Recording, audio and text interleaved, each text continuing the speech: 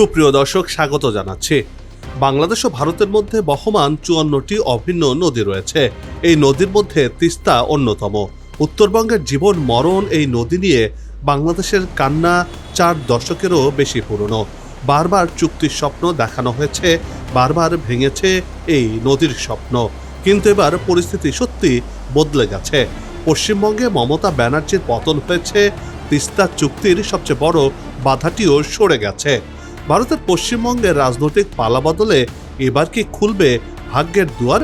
প্রশ্ন উঠছে, বাংলাদেশ কি ভারতের দিকে হাত বাড়াবে, নাকি চীনের কাঁধে ভর করে তিস্তা বাঁচাবে? এই দুই পথের রাজনৈতিক ও ভূকৌশলগত পরিণতি কি হবে? তিস্তা মহাপরিকল্পনায় চীনের আগ্রহ আর ভারতের পশ্চিমবঙ্গের নতুন রাজনৈতিক সমীকরণ নিয়েই এবারের এই বিশেষ প্রতিবেদন সাজিয়েছে।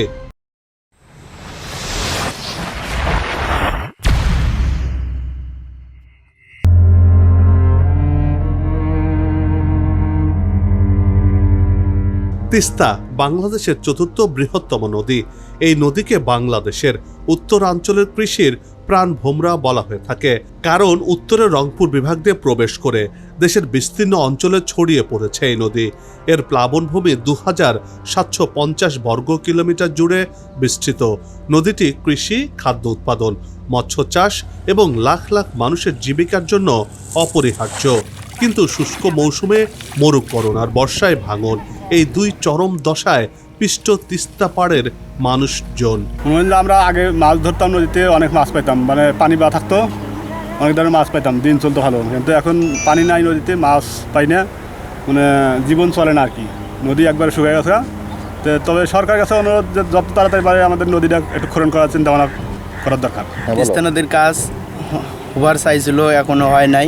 আমাদের এই দিক জমি জায়গা সব মরুভূমি হয়ে আছে। এখন বালু অবস্থায় আমরা কাজ করতে পারতেছি না।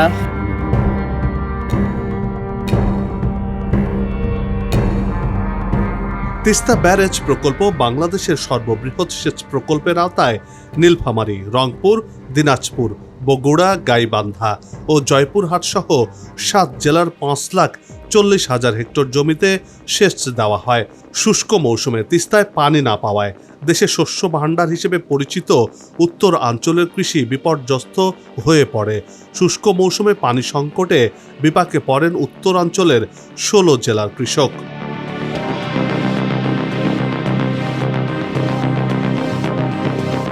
তিস্তা পানি বিরোধে শুরু হয় সেই 1947 সালের দেশভাগের পর থেকে। 1983 সালে একটি অস্থায়ী চুক্তি হয়েছিল, যেখানে ভারতকে 39% এবং বাংলাদেশকে 36% পানি দেওয়ার কথা ছিল। কিন্তু এই চুক্তি কখনো পূর্ণাঙ্গভাবে কার্যকর হয়নি। 2011 সালে ভারত বাংলাদেশকে 37.5% পানি দিতে সম্মত হয়। কিন্তু পশ্চিমবঙ্গের মুখ্যমন্ত্রী মমতা ব্যানার্জি তার রাজ্যের পানি সংকটের অজুহাতে এই চুক্তিতে বাধা দেন সে সময়ে।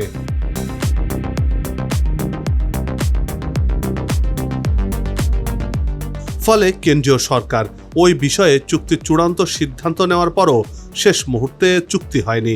অর্ধশত বছরেরও বেশি সময় ধরে ভারতের সঙ্গে তিস্তা নদীর পানি বন্টন নিয়ে একটি চুক্তিতে পৌঁছানোর চেষ্টা করেও নানা কারণের পথ খুঁজে পায়নি বাংলাদেশ। শুধু তিস্তা নয়, মমতা গঙ্গা চুক্তির ক্ষেত্রেও একই ভূমিকা নিয়েছেন। 1996 সালের গঙ্গার পানি বন্টন চুক্তির মেয়াদ শেষ হচ্ছে 2026 সালে, অর্থাৎ চলতি বছরেই।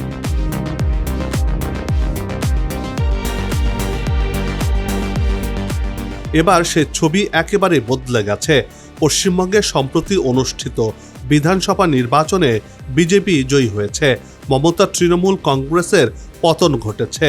বাংলাদেশে অনেকেই মনে করেন তিস্তা পানি চুক্তি বাস্তবায়নে মমতা বন্দ্যোপাধ্যায় দীর্ঘদিন ধরে বাধা হিসেবে কাজ করেছেন।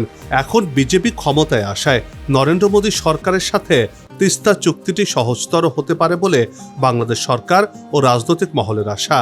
বিএনপির মতো দলগুলো বিজেপির জয়কে ঢাকা দিল্লি সম্পর্কের ইতিবাচক পরিবর্তনের ইঙ্গিত হিসেবেও দেখছে।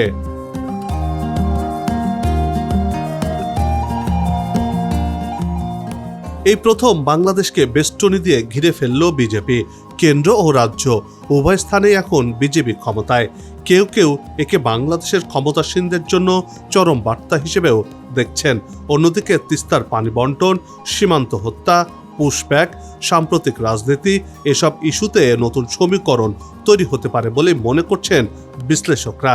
এতদিন তিস্তা চুক্তিতে পশ্চিমবঙ্গ সরকারের আপত্তিকে কেন্দ্র করে যে জটিলতা ছিল, এখন সেই অবস্থার পরিবর্তন হয় কিনা সেটিও গুরুত্বপূর্ণ প্রশ্ন হয়ে উঠেছে।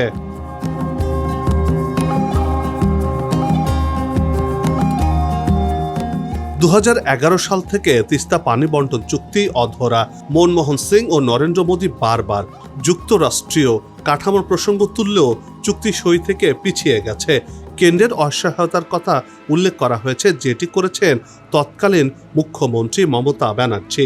কলকাতা ও দিল্লিতে এখন একই দলের সরকার কায়েম হওয়ায় সেই অজুহাত আর খাড়া করা যাবে না বলে মনে করছেন বিশ্লেষকরা। ভারতের উত্তরবঙ্গের একচ্ছত্র অধিকারীও এখন বিজেপির হাতে। তবে এখানে একটু মনে করিয়ে দেওয়া দরকার, আসামের বিজেপি নেতাদের বিরোধিতায় মনমোহন সিং সরকার বাংলাদেশের সঙ্গে স্থল সীমান্ত চুক্তি সই করতে পারেনি। মোদী প্রধানমন্ত্রী হয়ে সেই আপত্তি উপেক্ষা করে চুক্তি সই করেছিলেন। দীর্ঘ প্রতীক্ষিত তিস্তা চুক্তির ক্ষেত্রেও মোদী তেমন ভূমিকা পালন করতে পারলে দ্বিপক্ষীয় সম্পর্কের ইতিহাস অন্যভাবে লেখা হবে।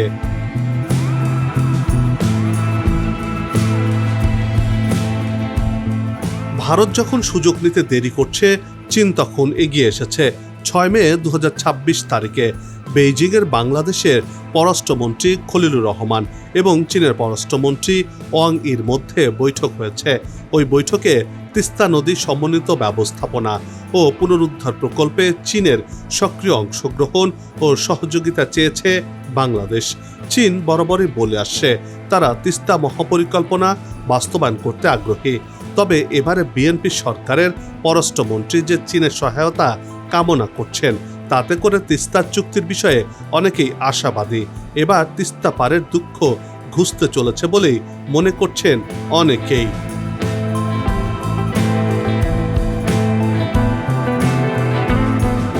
তিস্তা মহাপরিকল্পনা বাস্তবায়নে খরচ হবে $1 বিলিয়ন বা 10,000 কোটি টাকার মতো। এর আগে বাংলাদেশে নিযুক্ত চীনের রাষ্ট্রদূত ওয়াও ওয়েন তিস্তা প্রকল্পে কাজ শিগগিরই শুরু হবে বলে আশার কথা শুনিয়েছিলেন। বাংলাদেশ চাইলে চলতি বছরেই তিস্তা মহাপরিকল্পনার কাজ শুরু করে 2029 সালের মধ্যে শেষ করার পরিকল্পনার কথাও তিনি শুনিয়েছিলেন। অর্থাৎ চীন তিস্তা মহাপরিকল্পনা বাস্তবায়নের জন্য একেবারে রেডি। চুক্তি হলেই তারা পুরোদমে কাজ শুরু করবে। কিন্তু প্রশ্ন হচ্ছে, তিস্তা নিয়ে কেন এত আগ্রহ চীনের? দর্শক, চলুন সেই সমীকরণ এবার একটু মেলানো যাক।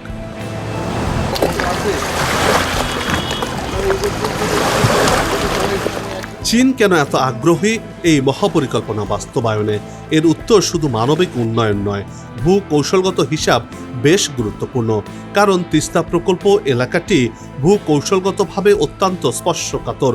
যুক্তরাষ্ট্র, ভারত ও আরও 12টি দেশ বাংলাদেশকে ইন্ডো প্যাসিফিক ইকোনমিক ফ্রেমওয়ার্কে অন্তর্ভুক্ত করতে চাইছে। অন্যদিকে চীন বাংলাদেশকে তার কৌশলগত স্বার্থের সঙ্গে যুক্ত করতে চাইছে। আবার পাকিস্তান সহ বাংলাদেশকে নিয়ে আরেকটি জোট গঠনের পরিকল্পনাও গ্রহণ করছে চীন।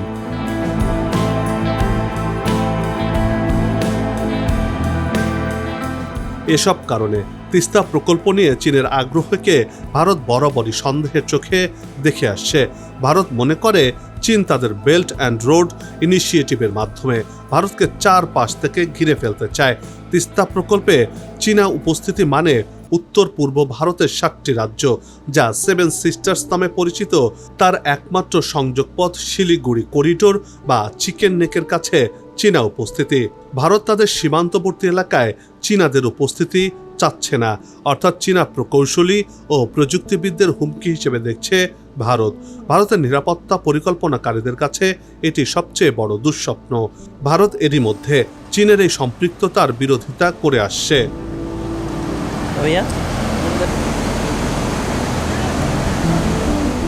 এখন সবচেয়ে বড় প্রশ্ন, বাংলাদেশ কোন পথকে বেছে নেবে?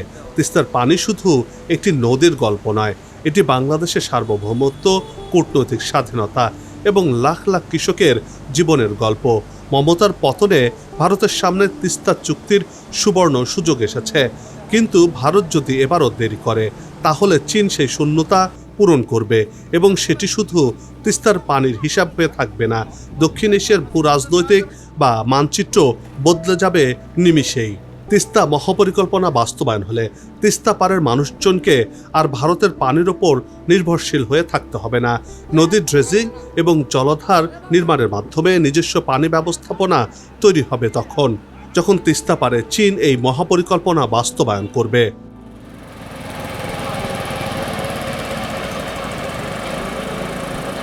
তবে চীনকে এই প্রকল্পে যুক্ত করা ভারতের জন্য চরম অস্বস্তিকর, কারণ এটি ভারতের শিলিগুড়ি করিডোর বা চিকেন নেকের অত্যন্ত কাছে।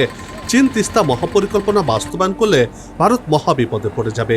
তাই বিশেষজ্ঞরা বলছেন তিস্তা এখন বাংলাদেশের জন্য আশীর্বাদ হয়ে দেখা দিয়েছে। ভারত চুক্তি না করলে বিপদে পড়বে, ফলে ঢাকার একচালেই ভারতের খেল খতম হয়ে যেতে পারে বলেই মনে করছেন বিশ্লেষকরা।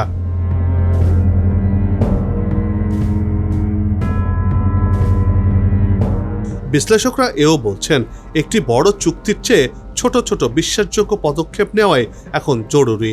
কুশিয়ারা নদীর 2022 সালের চুক্তি সেই পথের একটি দৃষ্টান্ত। তিস্তা কি সেই পথে হাঁটতে পারবে?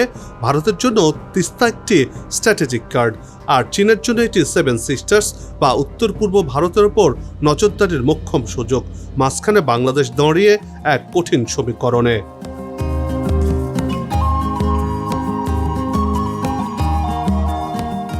একদিকে ঐতিহাসিক প্রতিবেশী ভারতের সাথে অমীমাংসিত চুক্তি, অন্যদিকে উন্নয়নের প্রতিশ্রুতি নিয়ে চীনের মহাপরিকল্পনা। ভারতের তিস্তা চুক্তি নাকি চীনের $1 বিলিয়ন মহাপরিকল্পনাই হবে বাংলাদেশের ভরসার শেষ ঠিকানা। এখন দেখার বিষয়, ঢাকা কি ভারতের জন্য আরও অপেক্ষা করবে, নাকি উত্তরবঙ্গের মানুষের জীবনমান রক্ষায় চীনের সাথে মহাপরিকল্পনা বাস্তবায়নের পথে চূড়ান্ত পা বাড়াবে?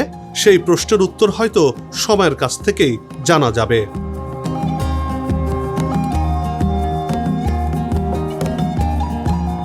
বন্ধ হোক যুদ্ধ, বিগ্রহ, হানাহানি, শান্তিময় হোক বিশ্ব। সবার সুস্বাস্থ্য আর মঙ্গল কামনা করে এই বিশেষ প্রতিবেদন এখানেই শেষ করছি। আবারও হাজির হব নতুন কোনো খবর আর তার বিশ্লেষণ নিয়ে। নিজে ভালো থাকুন, দেশকে ভালো রাখুন, আমাদের সাথেই থাকুন। ধন্যবাদ।